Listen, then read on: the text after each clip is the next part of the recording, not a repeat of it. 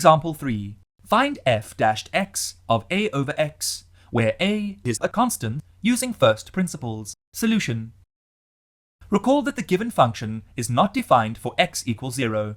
Using first principles, we know that for the given function f of x plus h equals a over x plus h, substituting values we get, taking the LCM of the terms in the denominator, we get, simplifying the terms, we get, expanding the brackets, we get, limit of negative ah over hx times x plus h as h tends to 0, dividing the numerator and the denominator by h, provided h does not equal 0, we get. Therefore, f dash x equals negative a over x squared. Need more help? Subscribe to our channel. Can't wait that long? Ask Masky to help you and let the math finally start mathing.